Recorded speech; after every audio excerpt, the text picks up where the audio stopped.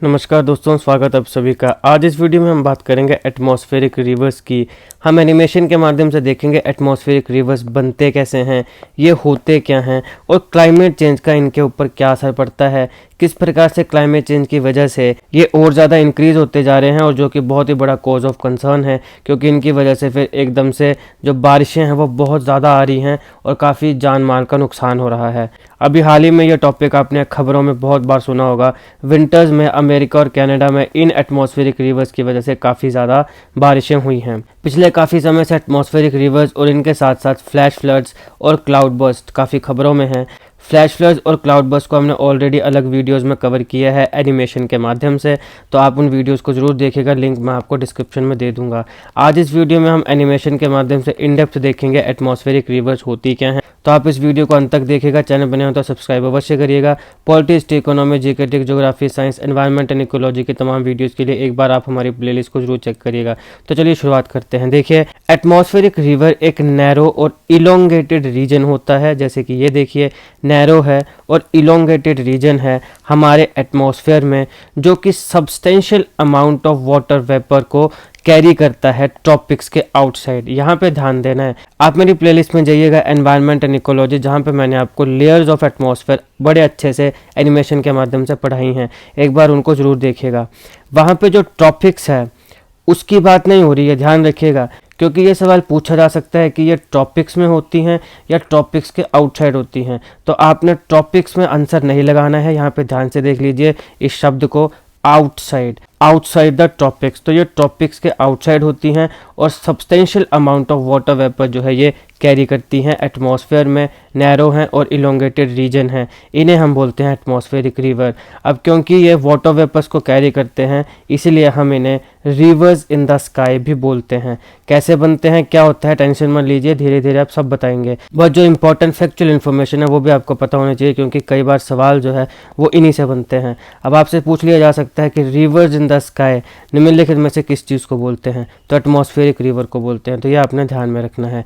अब इनकी विड्थ की अगर हम बात करें तो 250 से 375 माइल्स, 375 माइल्स तक की इनकी जो विड्थ है वो हो सकती है। इसके साथ साथ 1000 माइल्स तक ये लंबे हो सकते हैं। तो इतने लंबे और इनकी इतनी विड्थ होती है, 1000 माइल्स तक के लंबे हो सकते हैं। 250 से 375, 375 माइल्स तक इनकी विड्थ हो सकती है। अब देखो, रिवर जो है वो जनरली डाउन हिल, नीचे की तरफ बहती हैं, जैसे कि आप यहाँ देख सकते हैं। लेकिन जो एटमॉस्फेरिक रिवर्स हैं वो फ्लो होती हैं in the direction of moving air. अब ये है एयर, ये है हमारे पास एटमॉस्फेरिक रिवर। तो ये किस तरफ मूव करेंगे, ये देखिए, ये मूव करेंगे in the direction of moving air. तो ये ध्यान रखिएगा कि जो लैंड में रिवर्स होती हैं वो जनरली फ्लो करती हैं डाउन हिल्स, लेकिन जो एटमॉस्फेरिक रिवर होती है वो उस डायरेक्शन में मूव करेगी जिस डायरेक्शन में एयर मूव करती है। देखिए, जनरली जो वाटर वेपर्स होते हैं वो कहाँ से लिए जाते हैं, ट्रॉपिकल रीजन से लिए जाते हैं। तो होता क्या है कि जो वाटर वेपर्स हैं उन्हें वार्म और मॉइस्ट एयर जो है ट्रॉपिकल रीजन्स की, वो वहाँ से उन्हें उठाएगी और फिर वो आगे उन्हें ड्रॉप कर देगी। कहाँ पे, उन रीजन्स में जो कूलर हैं। किसके माध्यम से, रेन और स्नो के माध्यम से। तो देखिए, ये रेन हो रही है, तो रेन और स्नो से वो जो वाटर वेपर्स है वो उन्हें वहाँ ड्रॉप कर देगी जहाँ पे कूल है।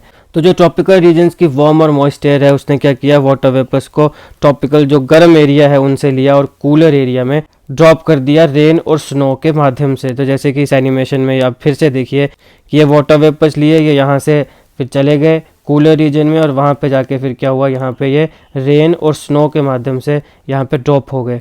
अब ये बनते कैसे हैं, ध्यान से देखिएगा। ये है ओशन। यहाँ पे जैसे ही टेम्परेचर इंक्रीज होगा तो वाटर वेपर्स जो हैं वो बनेंगे, आसमान में जाके ये क्लाउड्स बन जाएंगे। अभी यहाँ पे स्ट्रॉन्ग विंड्स आएंगी, ये है स्ट्रॉन्ग विंड्स। ये स्ट्रॉन्ग विंड्स इन्हें अपने साथ ले जाएंगी। रास्ते में कई लैंड एरियाज आएंगे। अब आप जानते हैं कि लैंड एरिया से भी इवेपोरेशन होती है, तो यहाँ से भी इवेपोरेशन होगी। ये इवेपोरेशन के जो वाटर पार्टिकल्स है, वाटर वेपर्स है, वो भी इसमें जुड़ जाएंगे। अब जैसे ही वो इसमें जुड़ जाएंगे, और ये तो कंटिन्यूसली मूव भी कर रही है, हमने तो इसको यहाँ पे इसलिए रोका था कि ये समझ सकें कि यहाँ पे जो लैंड है इस एरिया से भी ये वाटर वेपर्स लेगी। अब ये आगे मूव कर जा रही है। जैसे ही इसको थोड़ा सा कूलर रीजन दिखेगा तो वो जो ये बादल है ये किसमें, वाटर ड्रॉपलेट्स में तब्दील हो जाएगा और यहाँ पे फिर बारिश हो जाएगी। तो इस प्रकार से यहाँ पे बारिश हो गई। तो ये जो पूरा पाथवे होता है, ये पाथवे क्या है, ये पाथवे है हमारे पास एटमॉस्फेरिक रिवर। लैंड रिवर्स में जैसे वाटर होता है, वैसे ही ये जो एटमॉस्फेरिक रिवर है इसमें क्या है, इसमें वाटर वेपर्स हैं, राइट। तो ये होती है आसान भाषा में एटमॉस्फेरिक रिवर। सबसे पहले हमारे रिसर्चर्स ने एटमॉस्फेरिक रिवर ये जो टर्म है इसे कॉइन किया था 1990s में। इसे tropical plume, moisture plume, tropical connection, water vapour surge और क्लाउड बैंड भी कहते हैं। तो ये ध्यान रखिएगा, ट्रॉपिकल प्लूम, क्योंकि हमने बात की कि जब वाटर वेपर है वो मुख्यतः कहाँ से लिए जा रहे हैं, ट्रॉपिकल रीजन से, तो वहाँ से आपने याद रखना है कि ट्रॉपिकल प्लूम, ट्रॉपिकल कनेक्शन कहा जाता है। अब यहाँ पे एटमॉस्फेरिक रिवर में ये ले क्या जा रहे हैं, वाटर वेपर, तो वाटर वेपर सर्ज भी बोलते हैं। फिर इससे वजह से वो एक मॉइस्चर की ही फॉर्म है ना, तो मॉइस्चर प्लूम भी बोलते हैं।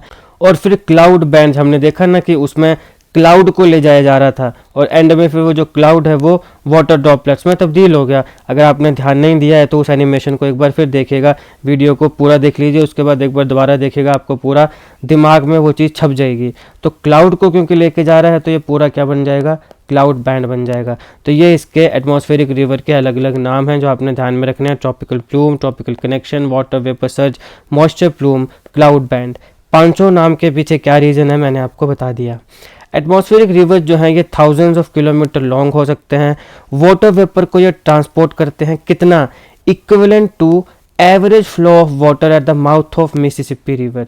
तो मिसिसिपी रिवर का जो माउथ है वहाँ से जितना एवरेज फ्लो होता है वाटर का, इतना वाटर जो है वो वाटर वेपर की फॉर्म में एटमॉस्फेरिक रिवर्स अपने साथ कैरी कर सकती हैं। इसका क्लासिक एग्जांपल है पाइनएप्पल एक्सप्रेस। ये काफ़ी इंपॉर्टेंट है और काफ़ी खबरों में भी रहता है। पाइनएप्पल एक्सप्रेस भी एक एटमॉस्फेरिक रिवर है जो कि जो पैसिफिक रीजन है वहाँ से मॉइस्चर को कैरी करता है to the United States of America और कनाडा। तो पैसिफिक रीजन से जो यूएस और कनाडा इनमें मॉइस्चर को कैरी करता है, उस एटमॉस्फेरिक रिवर को हम क्या बोलते हैं, पाइनएप्पल एक्सप्रेस। आपसे सवाल पूछा जा सकता है कि the pineapple express recently seen in news is an example of dash dash dash dash. तो राइट आंसर क्या होगा, एटमॉस्फेरिक रिवर्स। ध्यान रखिएगा। अब साइंटिस्ट जो हैं वो एक ऐसे कॉरिडोर की तलाश कर रहे हैं जो लगभग 2000 किलोमीटर लंबा हो। कॉरिडोर का मतलब क्या हुआ, ये देखिए, कॉरिडोर का मतलब होता है एक ऐसा एटमॉस्फेयर का रीजन जो ऑलमोस्ट यूनिफॉर्म है, यानी वहाँ पे कलर, टेम्परेचर, मॉइस्चर कंटेंट और बाकी जितने भी एस्पेक्ट्स हों वो यूनिफॉर्म हो, यानी कि वो थ्रू आउट द पूरा वो जो पैसेज है, वो जो पूरा रीजन है उसमें सेम हो।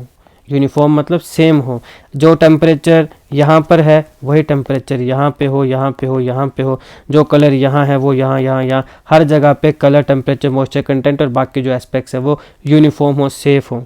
ऐसे कॉरिडोर को साइंटिस्ट तलाश कर रहे हैं। अब देखिए, एटमॉस्फेयर की जो ये कैपेसिटी है मॉइस्चर को होल्ड करने की, ये इंक्रीज हो रही है, दिन प्रतिदिन बढ़ रही है। इसका रीज़न क्या है, इसका रीज़न है ग्लोबल टेम्परेचर का इंक्रीज होना। जैसे जैसे ग्लोबल टेम्परेचर इंक्रीज होता है, एयर की जो कैपेसिटी होती है वाटर को होल्ड करने की वो भी इंक्रीज होती है। Temperature increase is directly proportional to the capacity of air holding water. तो जितना ज़्यादा टेम्परेचर इंक्रीज होगा, एयर जो है वो उतना ज़्यादा वाटर को होल्ड करने में सक्षम होगी। अब इसकी वजह से एटमॉस्फेरिक रिवर्स जो हैं वो काफ़ी इंटेंस होते जा रहे हैं, यानी काफ़ी वायलेंट होते जा रहे हैं। ये काफ़ी लंबे होते जा रहे हैं, काफ़ी वाइडर होते जा रहे हैं। इस प्रकार से इनकी विड्थ इंक्रीज होती जा रही है और इनकी जो लेंथ है वो भी इंक्रीज होती जा रही है, क्योंकि जैसे टेम्परेचर इंक्रीज हो रहा है वैसे ही जो एयर है उसकी वाटर होल्डिंग कैपेसिटी भी क्या हो रही है, इंक्रीज हो रही है। अब देखिए, ड्राई कंडीशंस में ये चीज़ें ठीक रहती हैं, क्योंकि जब ड्राई कंडीशन है कहीं पर भी तो वहाँ पे बारिश होगी, तो अगर कहीं पे वाइल्ड फायर वगैरह हो रही है तो वो रुक जाएगी, फॉरेस्ट को सेव करने में मदद मिलेगी। तो ड्राई कंडीशन में तो ठीक है, लेकिन विंटर्स में और रेनी सीजन्स में ये काफ़ी ख़तरनाक काम कर रही है। इसकी वजह से काफ़ी रेनफॉल हो रहा है, इसकी वजह से फ्लड्स आ रहे हैं, लैंडस्लाइड्स आ रही हैं। हमने आपको बताया फ्लैश फ्लड्स और क्लाउड बर्स्ट्स, इन्हें भी ज़रूर देखिएगा, क्योंकि 3-4 एनवायरनमेंट से रिलेटेड चीज़ें पिछले कुछ समय से काफ़ी खबरों में रही हैं, जैसे फ्लैश फ्लड्स हैं, क्लाउड बर्स्ट हैं, एटमॉस्फेरिक रिवर्स हैं और एक आती है आर्कटिक एम्प्लीफिकेशन। इनके ऊपर काफ़ी आर्टिकल्स लिखे गए हैं, एडिटोरियल्स लिखे गए हैं, तो इनमें से हाई चांसेस हैं कि आपको सवाल आएगा ही आएगा। तो हमने एटमॉस्फेरिक रिवर को इस वीडियो में कवर कर लिया है। फ्लैश फ्लड्स, क्लाउड बर्स्ट और जो आर्कटिक एम्प्लीफिकेशन है कि आर्कटिक्स में क्लाइमेट चेंज की वजह से किस प्रकार से चेंजेस आ रहे हैं और कैसे वो हमारे दुनिया के लिए, ह्यूमैनिटी की एग्जिस्टेंस के लिए अच्छे नहीं हैं। वाटर लेवल बहुत ज़्यादा उनकी वजह से इंक्रीज़ हो रहा है, तो उसको भी हमने एक अलग वीडियो में कवर किया है। तीनों के लिंक आपको मैं डिस्क्रिप्शन में दे दूंगा, फ्लैश वर्ड्स के भी, क्लाउड बर्स्ट के भी, आर्कटिक एम्प्लीफिकेशन के भी। और अगर आपको एटमॉस्फेरिक रिवर में जो मैंने आपको पहले एनिमेशन के माध्यम से समझाया हो, कोई भी अगर दिक्कत है तो एक बार दोबारा इस वीडियो को देखिएगा, तब आपके सारे डाउट्स क्लियर हो जाएं। फिर भी अगर कोई डाउट रहे तो आप हमारे कमेंट बॉक्स में हमसे जो पूछना चाहें पूछ सकते हैं। तो ये था इस लेक्चर का एनालिसिस। आई होप आपको वीडियो अच्छी लगी हो। पॉलिटी, हिस्ट्री, इकोनॉमी, जीकेटिक, geography, science, environment and ecology की तमाम वीडियोस के लिए एक बार हमारी प्लेलिस्ट को जो चेक करिएगा। अगर आपको हमारी वीडियो अच्छी लगी हो तो लाइक करिएगा, शेयर करिएगा। जीके और करंट अफेयर्स की ऐसी वीडियोज़ के लिए हमारा चैनल सब्सक्राइब करिएगा। Thank you for watching.